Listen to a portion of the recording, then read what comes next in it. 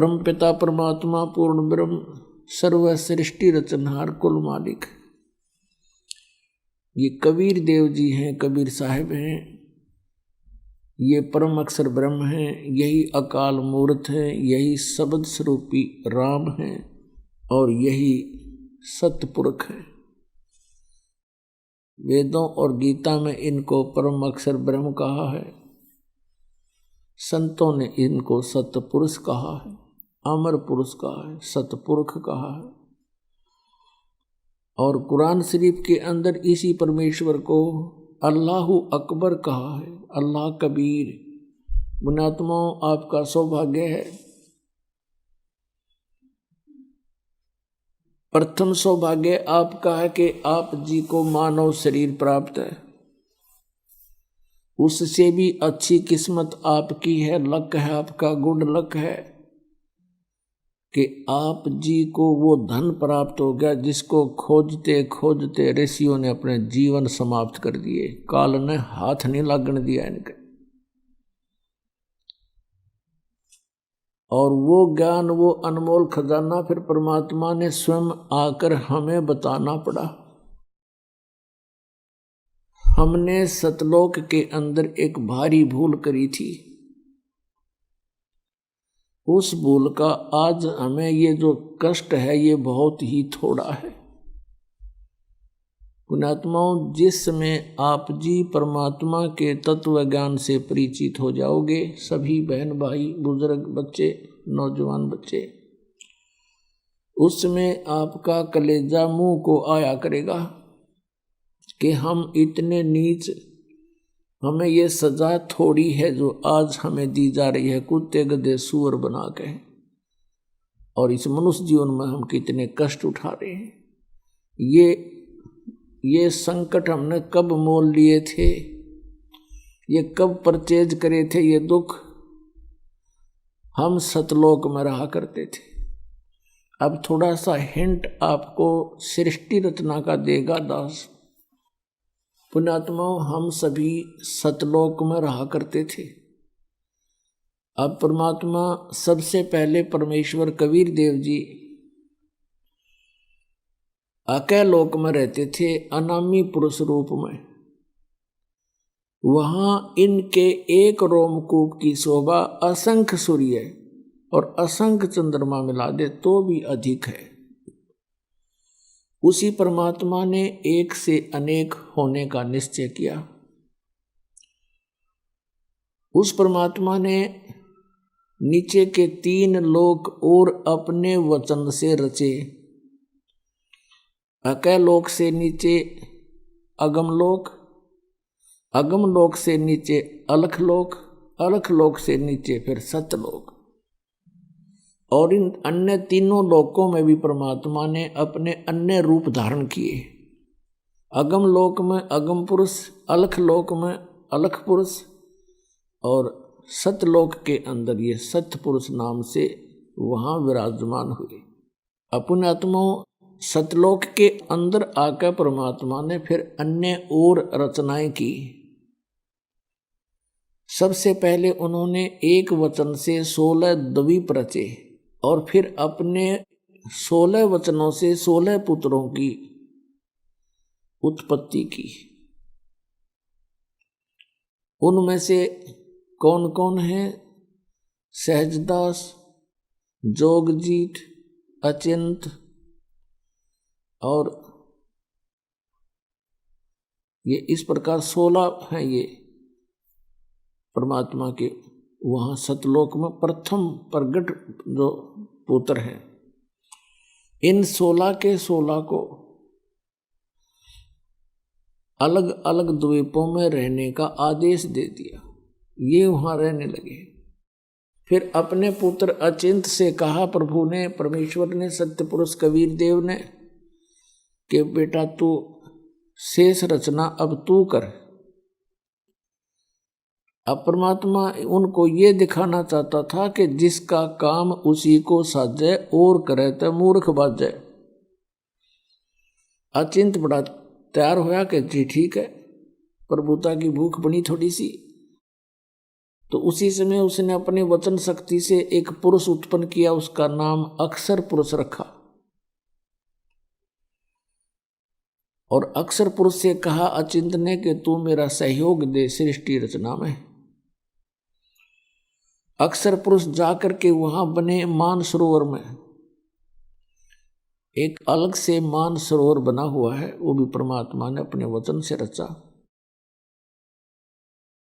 उस मानसरोवर के अंदर जाकर के स्नान करने लगा, फिर उसके अंदर गोते लगाने लगा, उसमें निंद्रा आगी, सो गया।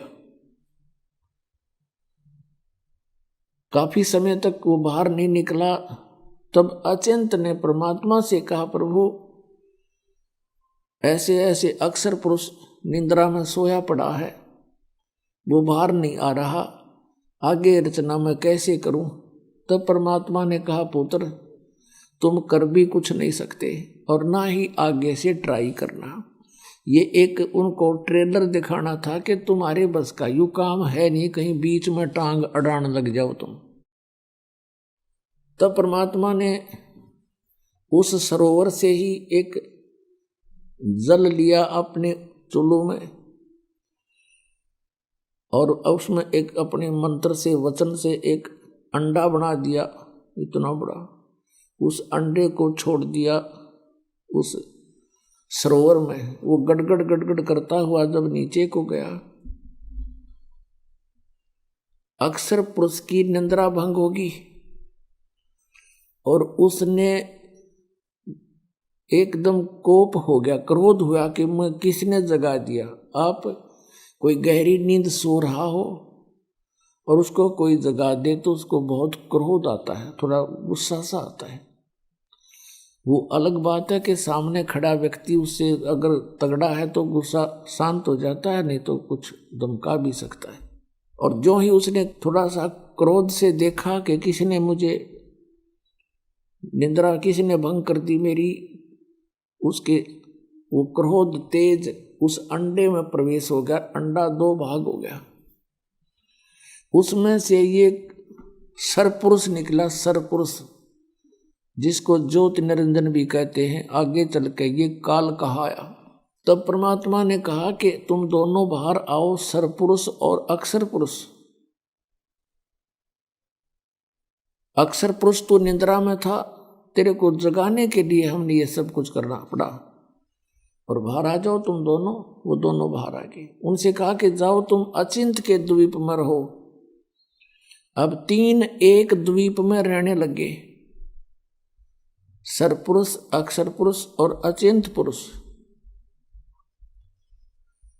उसके बाद परमात्मा ने अपने वचन से हम सभी आत्माओं को वहां उत्पन्न कर दिया, अपने वचन से, अपने शरीर से, अंदर से निकाल दिया वचन से, और हमें अलग अलग स्थान दे दिया कि तुम रहो यहाँ पर।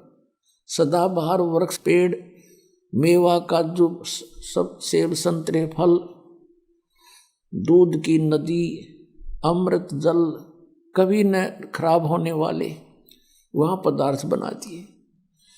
सतलोक से यहाँ एक परमात्मा ने एक सैंपल भेज रखा है, गंगा दरिया का जल।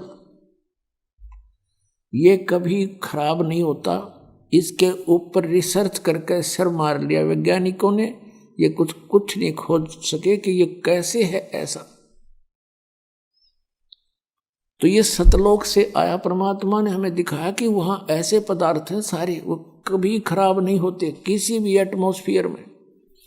वहां तो वैसे एटमॉस्फेयर बहुत ही अच्छा है, हम सभी आनंद से रह रहे थे, वहां कोई काम नहीं था, और सबके अपनी अपनी संतान। उनको कहा कि तुम अपनी अपने परिवार उत्पन्न कर सकते हो, इतनी उन परमात्मा ने हमें आज्ञा दे दी थी।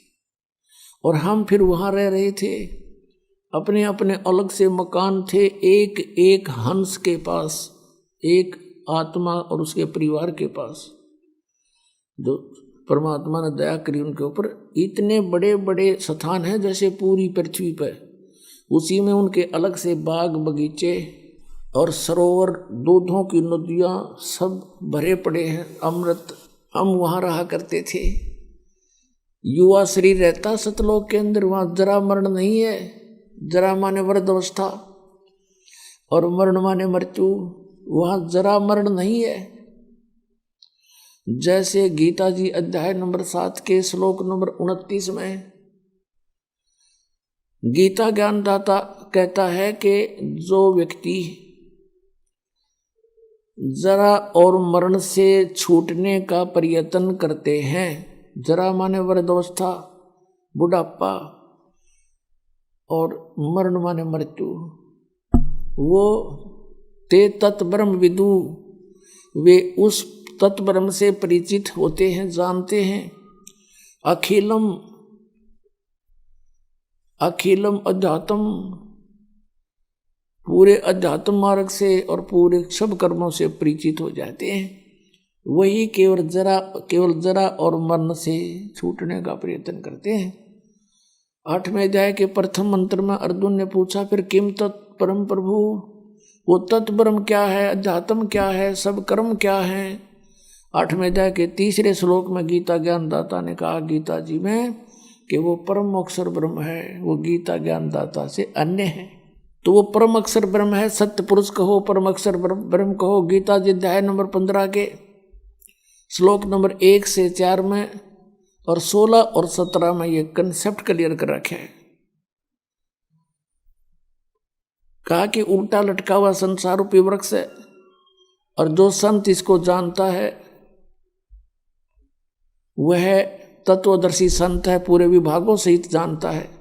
तो उसमें कंसेप्ट क्लियर कर रखा है कि जो उल्टा लटका हुआ संसार रूपी वृक्ष है उसके सब विभागों को जो बता देगा स वेदविद, वो तत्वदर्शी संत है, वेद के तात्पर्य को जानने वाला। और उसके पश्चात परमेश्वर के उस परम पद की खोज करनी चाहिए जहां जाने के बाद साधक फिर लौट कर कभी संसार में नहीं आते। गीता जी अध्याय नंबर 15 के श्लोक 16 और 17 में कहा कि सरपुरुष और अक्षर पुरुष ये दो प्रभु हैं, ये दोनों ही नाशवान हैं। इनके अंतर्गत जितने भी प्राणी हैं वो भी नाशवान हैं, उनकी भी जन्म मृत्यु होती है। और ये सरपुरुष भी और अक्षर पुरुष भी नाशवान है, लेकिन जीव आत्मा किसी की नहीं मरती। 17वें श्लोक में 15वें अध्याय के गीता जी में कहा है कि उत्तम पुरुष है तू अन्य, ये परम अक्षर ब्रह्म की तरफ संकेत है, सतपुरुष की तरफ संकेत है। उत्तम पुरुष तो और ही है इन दोनों से, सरपुरुष और अक्षर पुरुष से। वही तीनों लोकों में प्रवेश करके सबका धारण पोषण करता है और वही वास्तव में परमात्मा कहता है और वही वास्तव में विनाशी है। तो यहाँ सरपुरुष और अक्षर पुरुष ये ऐसे परमात्मा ने हमें बताया, ये ऐसे इनकी उत्पत्ति हुई। हम सभी वहाँ रह रहे थे, वहाँ जरा मरण नहीं था, बुढ़ापा नहीं था। सबसे बड़ा कैर जीव पे बुढ़ापा और फिर मौत। दोनों ऐसे जुल्म हमारे ऊपर यहाँ गुजारी रखे और बाकी शेष जीवन में पता नहीं कितनी कितनी आपदाएं आती हैं।